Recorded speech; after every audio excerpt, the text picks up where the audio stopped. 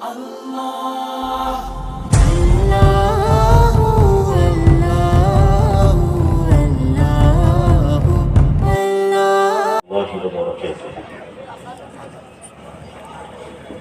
الله الرحمن الرحيم. الحمد لله وكفى وسلام على عباده الذين اصطفى. أما بعد، الحمد لله رب العالمين والعاقبة للمتقين، والصلاة على رسوله محمد وعلى آله وأصحابه أجمعين. رب اشرح لي صدري ويسر لي أمري واحلل عقدة من لساني يفقهوا قولي. رب يسر ولا تعسر وتمم بالخير. رب زدني علما، ربي زدني علما، اللهم ربي زدني علما وألحقني بالصالحين. أعوذ بالله من الشيطان الرجيم. بسم الله الرحمن الرحيم. وإذا قيل لهم لا تفسدوا في الأرض قالوا إنما نحن مصلحون. صدق الله العظيم وصدق رسوله النبي الأمي الكريم. اللهم صل على سيدنا محمد وعطرته بعدد كل معلوم لك. اللهم صل على سيدنا محمد عبدك ورسولك وعلى المؤمنين والمؤمنات والمسلمین والمسلمات.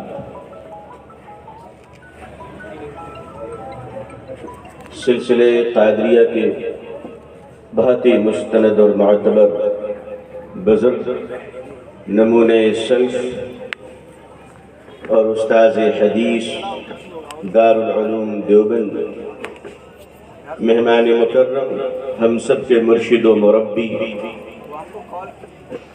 جناب حضرت مولانا سلمان صاحب بجنوری دامت برکاتہ کا میں اپنے شہر کلکتے میں استقبال کرتا ہوں. آپ کو اہلاً و سہلا کہتا ہوں، آپ کو خوش آمدید کہتا ہوں. معزز علماء کرام، بزرگان محترم، نوجوانان اسلام، عزیزان گرامی،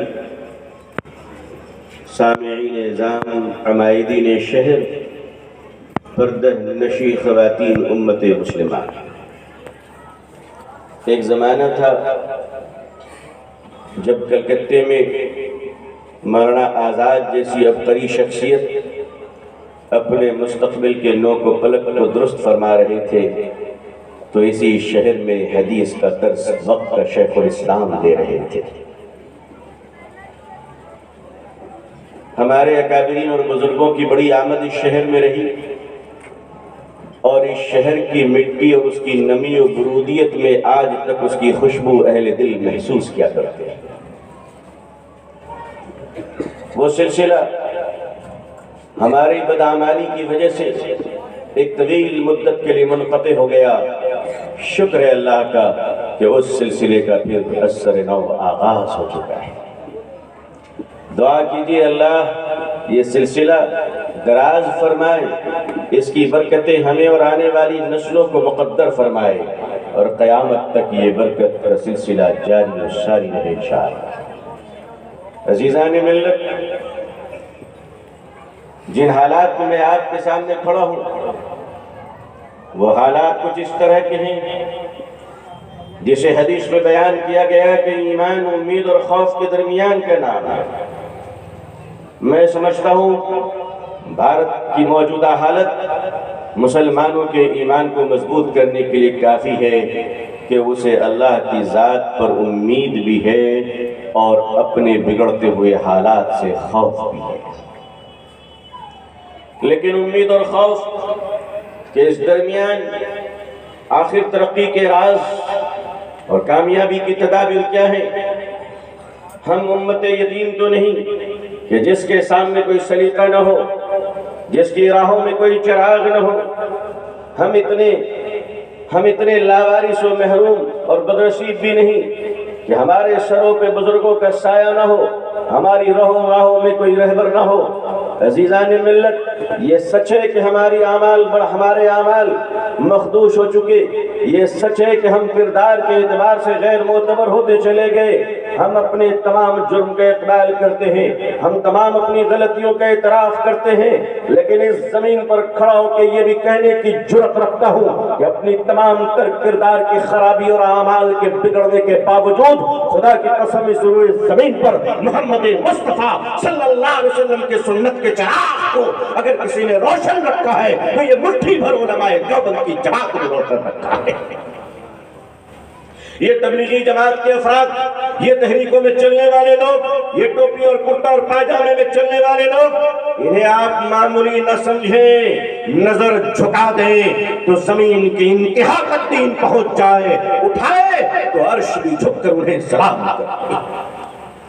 जाहिर सी बात है कि हुजूर सल्लल्लाहु अलैहि वसल्लम खातिमुन नबिय्यीन है, मगर आपकी उम्मत जिंदा जावेद है और रहेगी इंशाअल्लाह ताला। हालात में अपनी करवट ली है और यकीनन ली है, लेकिन मैं हमेशा कहा करता हूँ कि मुसलमानों याद रखना हुकूमत बदलने से हालात नहीं बदला करते, आमाल के बदलने से हालात बदला करते हैं। इसलिए कि मुल्कों में हुकूमतें बदला करती हैं, कायनात का खुदा कभी नहीं बदला करता। वो अल्लाह की जात जो हमेशा है और हमेशा से। अज़ीज़ान मिल्लत, नबी करीम सल्लल्लाहु अलैहि वसल्लम की शरीयत और सुन्नत ने हर दौर में हमारी रहनुमाई की है और आज भी वो हमारी रहनुमाई के लिए तैयार है। बस आगे बढ़कर ये जाम और मीना हमें थामने को तैयार रहना पड़ेगा। आइए, हम जिस मुल्क में रहते हैं, अल्लाह ने अपने फजल और करम से हमें बहुत शानदार मुल्क अता फरमाया है जिसे भारत कहते हैं। इस मुल्क की बड़ी खुसूसियत है, इस मुल्क को पेंटरों ने भी सजाया है, इस मुल्क को मौसीकारों ने भी सजाया है, इस मुल्क को म्यूजिशियन ने भी सजाया है। इस मुल्क को पॉलिटिशियन ने कितना सजाया ये तो मैं नहीं कह सकता, लेकिन मैं दूसरों के बारे में कह सकता हूं कि उन्होंने इस मुल्क को सजाया है। लेकिन आपको बता दूं कि अगर इस मुल्क के दरो दीवार को किसी ने सजाया है तो उन्होंने दीवारों को रोशनदार किया है, उन्होंने जमीन को सजाया है। मुसलमान इस भारत का एक ऐसा बाशिंदा है जिसने इस देश को अपने जबी के सजदों से भारत को सजाया है, और यही इस मुल्क की बरकत है और यही इस मुल्क का फैज है। इसीलिए नबी हजरत अबू हुरैरा रज़ियल्लाहु ताला अन्हु फरमाते हैं कि नबी करीम सल्लल्लाहु अलैहि वसल्लम ने इरशाद फरमाया कि मुझे हिंद की तरफ से दीन की खुशबू आ रही है। वक्त के शायर इकबाल ने ये कहा था, मेरे अरब को आई ठंडी हवा जहां से, मेरा वतन वही है, मेरा वतन वही है। हम आज वादा करते हैं कि इस सरजमीन हिंद पे इंशाअल्लाह हम अपने ईमान की भी हिफाजत करेंगे और भारत की भी हिफाजत करेंगे। अज़ीज़ान मिल्लत, बुज़दिल डर जाया करता है, मोमिन तो हक और सच पर मर मिटने को सर पे कफन बांध लिया करता है। मौत तो हर हाल में आएगी। आइए, ईमानदारी के राहों पर चलकर हम गले लगाए उस मौत को। आज ये मुल्क बड़ा परेशान है, आज इस मुल्क का हर शहरी परेशान है। आपको जो रोटी मिल रही है, कीमत देने के बावजूद आपको सही से आटा नहीं मिल रहा है। चोरों ने आटे में मिलावट कर दी, पैसे देने के बावजूद सब्जी नहीं मिल रही है सही से, लोगों ने उसमें जहर मिला दिया है, रंग मिला दिया है। आखिर इस मुल्क के बाशिंदों का जुर्म क्या है, कसूर क्या है कि एक लुक़मा उन्हें सही से नहीं मिल रहा है? आटा नहीं, शक्कर नहीं, सब्जी नहीं, कोई चीज नहीं। खून पसीने से कमा कर एक मजदूर एक लुक़मा खाना तक सही से नहीं खा पा रहा है।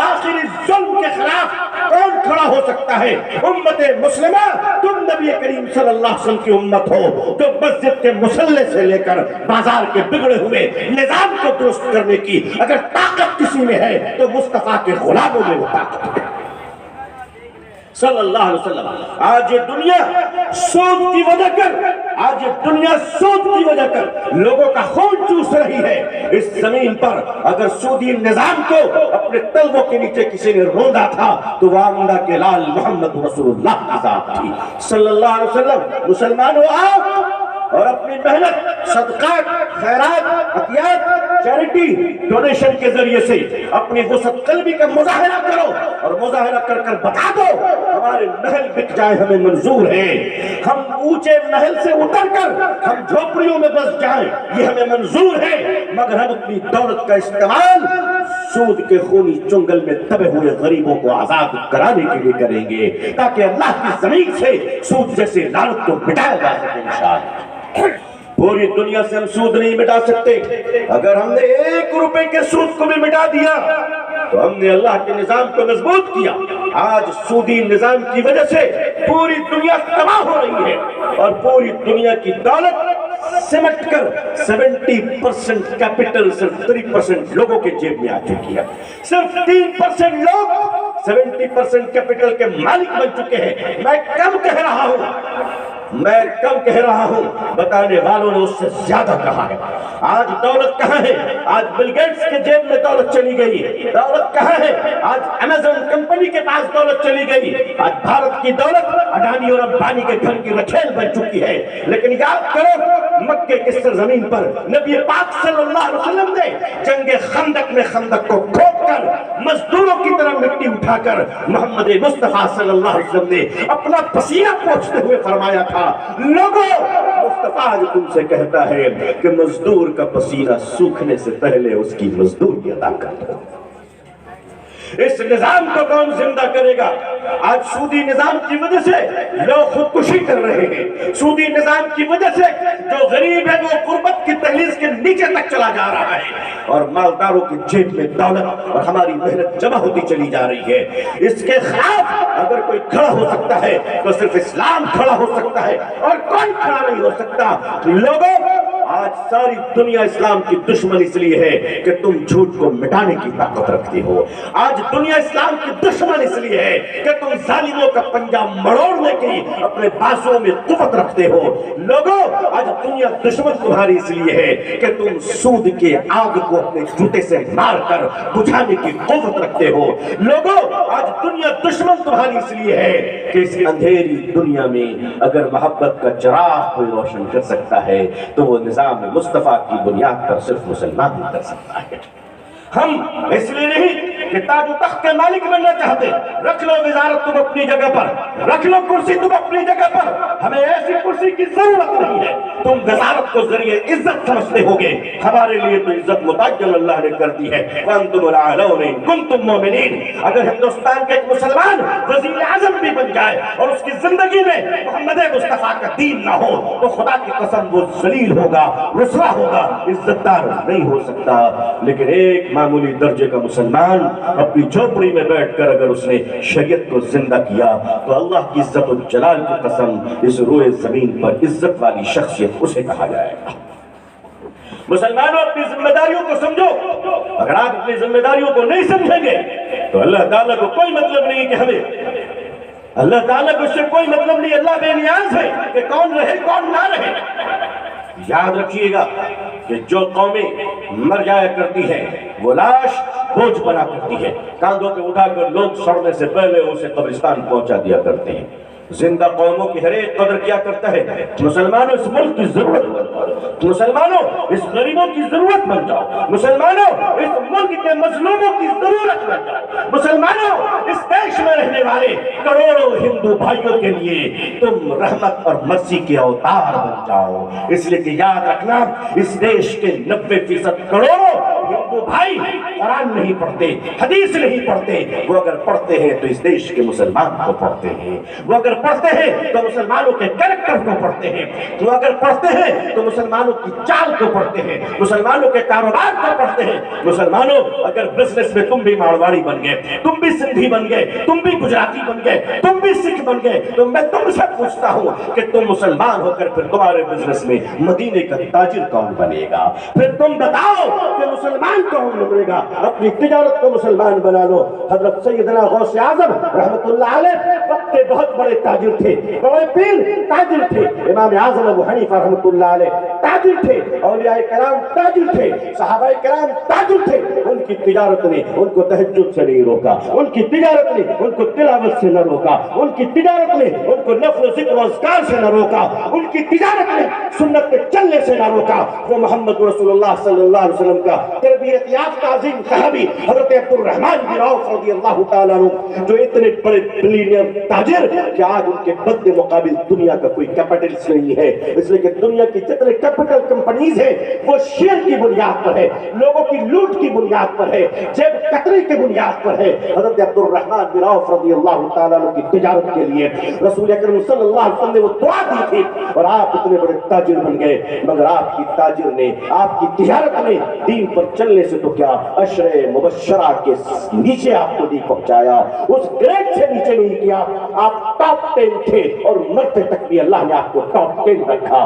ایک ایسا تاجر، ہمیں اس بھارت میں ایسے تاجر کی ضرورت ہے جو بغیر سود کے لوگوں کو آگے بڑھائے۔ مسلمانوں، اس دور کا سب سے بڑا چیلنج یہ ہے، سب سے بڑی چیلنج یہ ہے کہ سودی نظام نے ہمارے مسجد کے مصلوں کو ناپاک کر دیا ہے، سودی نظام نے ہمارے کرتے پاجامے اور ٹوپی کو بھی ناپاک کر دیا ہے، سودی نظام نے وقت کے لوگوں کے کھانے کو ناپاک کر دیا ہے۔ لوگوں اٹھو اور جتنی قوت تمہارے پاس ہے اس نظام کے خلاف بغاوت کرو اور دیش کے کروڑوں مسلمان بھائی اور ہندو بھائیوں کو ان کے پسینے کی قیمت پہنچا دو تاکہ وہ ایک عزت کی زندگی گزار سکے۔ اور جب اس نظام کو تم قائم کرو گے، جب اپنی ہمدردی کو پیش کرو گے، جب کردار کو پیش کرو گے، تو ایک وقت آئے گا ہندوستان میں کہ جب دنیا مچل کر کہے گی کہ اللہ اگر مسلمان ایسا ہے تو پھر رسول کیسا ہوگا صلی اللہ علیہ وسلم۔ عزیزان ملت، ظاہر ہے کہ وقت بہت زیادہ ہو رہا ہے، میری حیثیت میزبان کی ہے،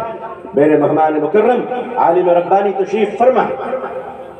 میں دعا کرتا ہوں اللہ تعالیٰ سے کہ اللہ تعالیٰ پوری دنیا میں ہم سب کو اسلام کی عزت دیکھنا نصیب فرمائے۔ اللہ تعالیٰ اقوام عالم اور اہل ہندوستان کے دلوں میں اسلام کے لیے اور مسلمانوں کے لیے جذبہ محبت و احترام پیدا فرمائے۔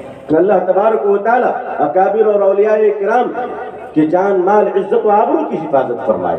اللہ ہم سب کے اور آپ سب کے، ہم سب کے اہل و عیال کے کو اللہ صحت، عافیت، سلامتی، خیر، خوشحالی، تندرستی کے ساتھ اسلام پہ زندگی، ایمان پر خاتمہ نصیب فرمائے۔ بلا تمہید اب میں ہم سب کے مشفق و مربی اور کلکتے نائب رسول عالم ربانی حضرت مولانا سلمان صاحب بجنوری دامت برکاتہم سے درخواست کرتا ہوں، اب حضرت والا کا خطاب ہوگا، حضرت والا نصیحت فرمائیں گے انشاءاللہ۔